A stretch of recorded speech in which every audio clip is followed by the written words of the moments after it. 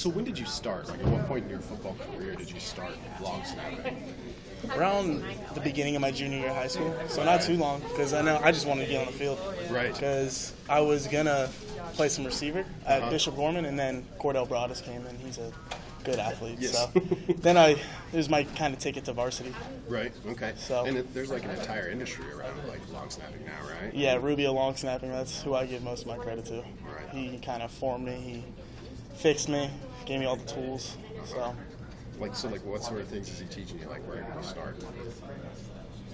Just snap it hard, because I used to aim a lot. And the biggest thing I always tell myself is aim low, because you're supposed to get it right at the hip, so you can just step in stride and do it. So if you aim low, I kind of, as goofy as it sounds, I aim at his knees, because if you get good velocity, the ball's going to go up.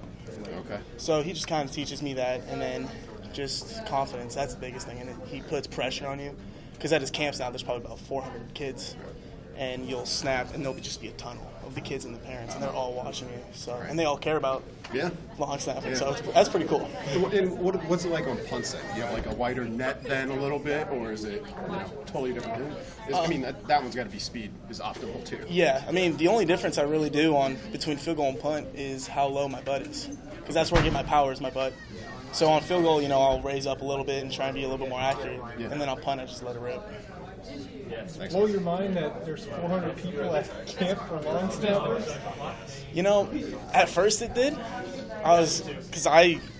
My dad always used to introduce me as a long snapper, and I was like, no, I'm a receiver first. In high school, I was like, no, I just do it because I have to. But, it kind of makes you proud of it. And, a lot of people are, special teams is changing. And long snapping especially, because if you still go unnoticed, that means you're doing your job. So. It's worth a scholarship. Oh, yeah. I know it used to not be a scholarship at all. It used to just be a walk-on, or they make a center do it. But now, I know, last year, I don't know the exact number, but it was somewhere in the 50s to FCS schools and, all the schools. They got scholarships. So Zach was saying yesterday about you guys kind of had like instant chemistry when you took over the holding job. Kind of talk about the chemistry that you guys have. Before he even was holding, we were already friends, and we joked around that unfortunately Sam left early, but when he was going to graduate, Zach would take over holding. So we kind of talked about that and stuff. But I mean, I really just put him in the best situation possible. I try to get the laces out, so all you got to do is just put it down. But we just practice. Practice makes perfect.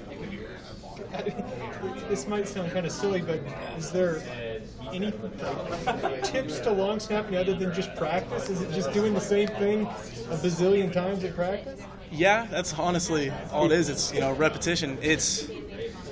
In my opinion, it's one of the hardest things to learn, but it's one of the easiest things to do once you learn it, because it's literally the same exact thing every time. There's no reads you have to make. You don't have to check down if you're like a quarterback, but you just do the same thing every time.